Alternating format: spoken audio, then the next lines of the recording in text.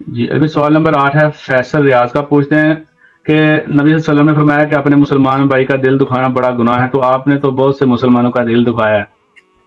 جی جی، اس کے جواب میں یہ ہے کہ وہ ابو جہل نے دعا کی تھی غزوہ بدر کے موقع پر، اے اللہ محمد کو ہلاک کر جس نے باپ کو بیٹے سے، بیٹے کو باپ سے، بھائی کو بھائی سے جدا کر دیا۔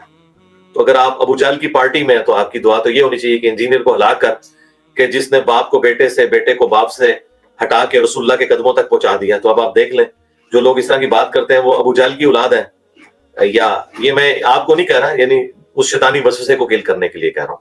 تو یہ تو میرے بھائی ہوگا، جب نبی علیہ السلام دنیا میں آئے ہیں تو دو پارٹیاں تو بنے گی، ایک شیطان کی پارٹی، ایک اللہ کی پارٹی۔ جی نیکسٹ۔ یہ سوال نمبر 20 ہے، علی فیصل آباد سے پوچھتے ہیں کہ میں نے ایک سانگ سنا ہے، اس میں ایسے الفاظ موجود ہے صرف اللہ کے لیے بولے جا سکتے ہیں، تو میرا کافی آنسو نکل آئے، کیا مجھے سانگ سننے کا گناہ ہوگا؟ امید ہے کوئی نہیں گناہ ہوگا جی، واقعی بعض اوقات ایسی شاعری ہوتی ہے کہ وہ بڑی ایکسٹراڈنری شاعری ہے، وہ عشق مجازی میں کہی جاتی ہے، لیکن عشق حقیقی کی طرف اگر اسے لے جائے تو ظاہر انسان پہ رکت طاری ہو جاتی ہے، اس میں کوئی شک نہیں۔ شاعری میں تو اللہ تعالیٰ نے ایک کمال کا ایک اثر رکھا ہوا ہے، ظاہر اللہ تعالیٰ نے ایک کمپیٹنسی دی ہے۔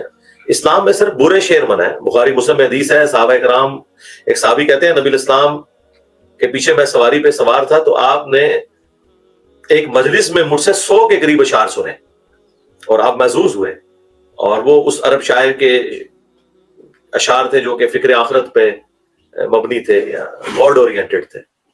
مثلا یہ جو ناصر کاظمی کی غزل ہے، میری زندگی ہے تو، ٹھیک ہے، اگر آپ اس تو میں خدا کو فٹ کریں تو پھر آپ دیکھیں کہ کیا شاعری ہوئی ہوئی ہے وہ۔ تو ہم اللہ سے امید کرتے ہیں کہ آپ کو ثواب بھی ملے گا، لیکن اللہ کے لیے آپ اس چیز سے پرہیز کریں، ٹھیک ہے۔ آپ وہ والی شاعری سنیں کہ جو جس میں یعنی دونوں طرف جانے والے معاملات کم ہو جائیں۔ آپ کے لیے جائز ہے، آپ جس لیول پہ ہیں نا توحید کے، جو مجھے آپ کی گفتگو سے احساس ہوا، میں نے آپ کی لائف سٹوری بھی سنی تھی، ماشاء اللہ تعالیٰ آپ کے دل میں جو اللہ تعالیٰ کی محبت ہے، الحمدللہ توحید کی چاشنی جو ہے، اللہ تعالیٰ اس میں ترقی دے، آپ ہمیں بھی دعاؤں میں یاد رکھیں، اور اب اس چاشنی کو آگے بھی پہنچانا ہے، صرف خود مزے نہیں لوٹنے۔ دیکھیں مجھے اگر حق پتہ چلا ہے تو میں نے پوری دنیا میں آگ لگا دی ہے، کوئی دنیا کی بستی نہیں بچی، کوئی مسجد نہیں بچی جہاں ہماری یہ دعوت نہ پہنچی ہو۔ تو اس سے آپ اندازہ لگائیں کہ ہمارے دل کے اندر کیا طوفان تھا کہ اللہ تعالیٰ نے اس طوفان کو پوری دنیا تک پہنچایا ہے۔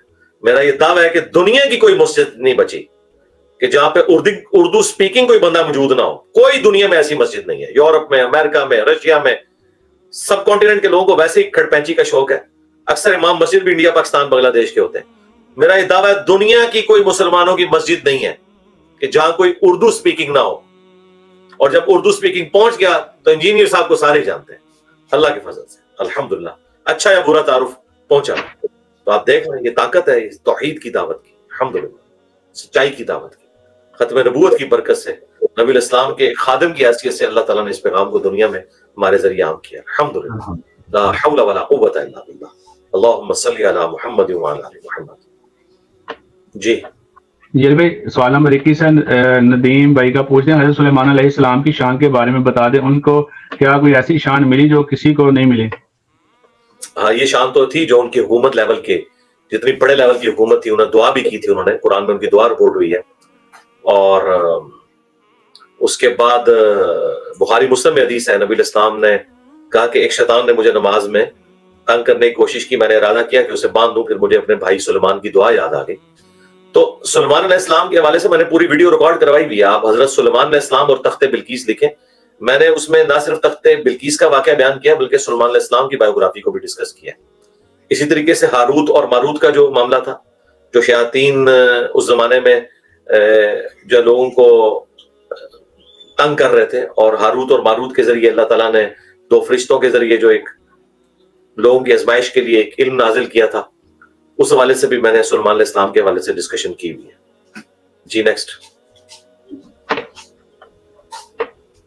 سوال نمبر 22 ہے، دلشاد کا سعودیہ سے پوچھتے ہیں، میرے بزرگ کو جس نے جھوٹ پھیلایا ہو اس کو میں مسلم بھی نہیں مانتا، تو کیا میں ٹھیک کرتا ہوں؟ دیکھیں جی، میں نے آپ کی گفتگو سنی تھی جب آپ اپنی لائف سٹوری شیئر کر رہے تھے، آپ کے سینے کے اندر جو تڑپ ہے میں اس کی ریگارڈ کرتا ہوں، اور دیکھیں اس میں تو کوئی شک نہیں ہے. تو آپ اس میں صرف احتیاطاً آپ اس طرح بولا کریں کہ اگر ان بزرگوں نے ہی ایسا کیا ہے کہ انہوں نے ہی اپنے نام کا کلمہ پڑھایا تو میں انہیں مسلمان نہیں مانتا. یہ بالکل آپ جسٹیفائی. ٹھیک ہے, ہم بینیفٹ آف ڈاؤٹ اس لیول پہ دیتے ہیں کہ چونکہ اب وہ مر چکے ہیں, ہمارے سامنے موجود نہیں ہے, واللہ عالم ان کی تعلیمات چینج نہ ہوگی ہو, لیکن زیادہ تر چانسز یہ ہیں کہ چینج کوئی نہیں ہوئی ہیں, ان کی لیگیسی کو یہی لوگ آگے لے کے چل رہے ہیں. لیکن چونکہ ایک شریعت نے ہمیں پابند کیا ہوا ہے, جس طرح حضرت عمر کے دور میں 3 صحابہ نے ایک صحابی کے بارے میں گواہی دے دی تھی کہ اس نے بدکاری کی ہے, لیکن چوتھا گواہ نہیں آیا تھا تو حضرت عمر نے وہ زنا کی حد جاری نہیں کی تھی کہ 4 گواہ پورے نہیں تھے, الٹا ان تینوں کو کوڑے لگوائے گئے تھے. حالانکہ آپ سوچ سکتے ہیں کہ وہ 3 صحابہ کو جھوٹ تو نہیں بول رہے تھے, صحابہ تھے, لیکن شریعت کو قانون جو ہے نا وہ اندھا ہوتا ہے, وہ قانون کے اندر. تو یہاں پہ بھی قانوناً یہ ہے کہ چونکہ اب ہمارے سامنے موجود نہیں, اس لیے آپ دیکھیں میں بار بار ویڈیوز میں کہتا ہوں کہ میں بزرگوں کے بارے میں 1 لاکھ ٹن حسن ظن رکھتا ہوں اپنے سر کے اوپر کہ انہوں نے نہیں کروایا ہوگا, لیکن چونکہ ان کے ماننے والے زبردستی یہ کہہ رہے ہیں تو پھر ہم ان عبارتوں کے اوپر کفر کے فتوے لگاتے ہیں.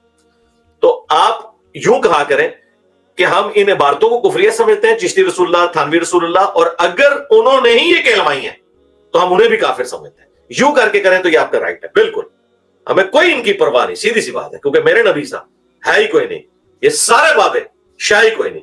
کل تک یہی ہمیں بتاتے تھے نا کہ بڑے سے بڑا کوئی بزرگ ایک صحابی کے گھوڑے کے قدموں کی خاک کے برابر نہیں ہے. تو ہمیں تو کہنا چاہیے تمہارے بابے تو صحابہ کرام کے گھوڑوں کے قدموں کی خاک کے برابر بھی نہیں ہے.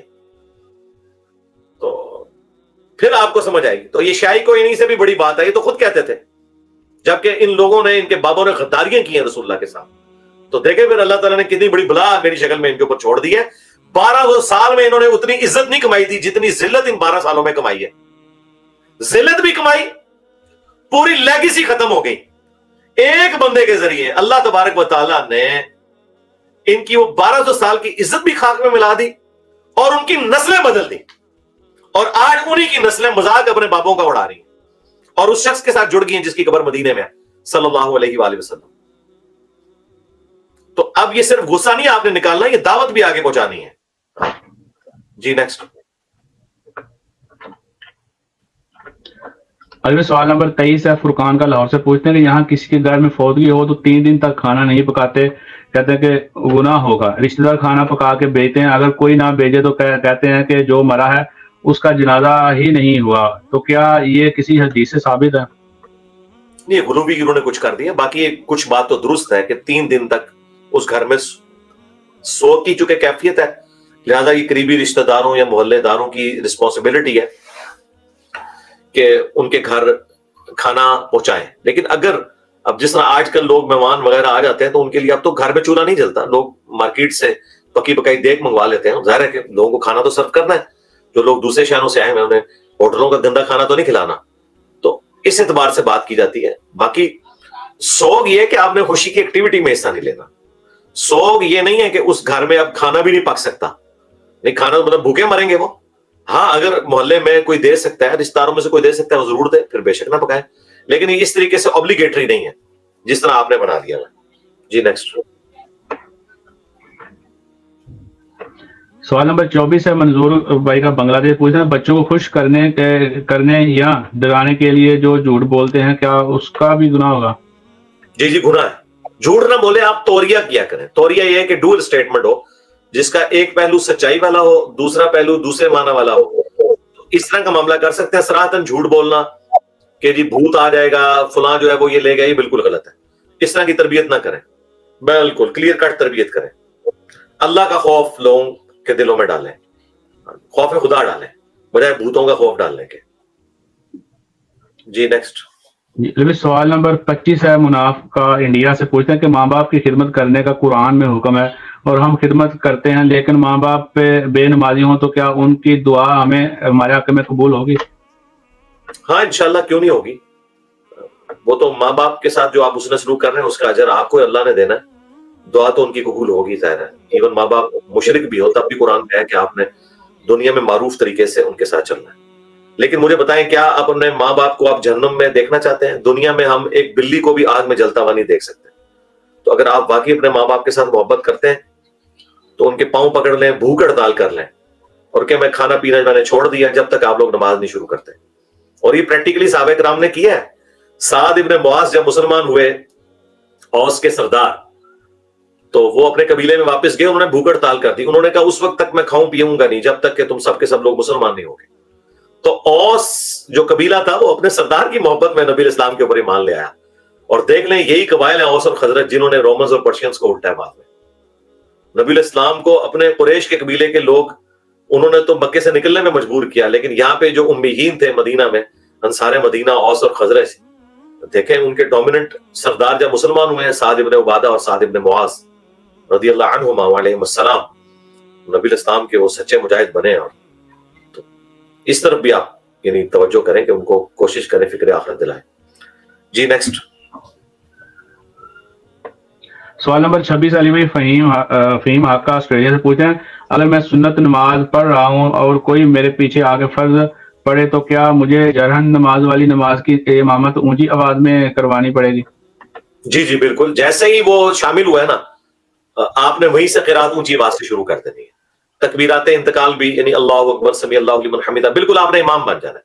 اگر وہ مغرب عشاء اور فجر کی نماز ہے تو پھر آپ نے قرات بھی اونچی آواز سے کرنی ہے، اگر ظہر اثر ہے تو پھر آپ نے اسی طریقے سے، یعنی آپ جس طرح جو امام ایکٹ کرتا ہے نا وہی آپ نے کرنا ہے۔ جی نیکسٹ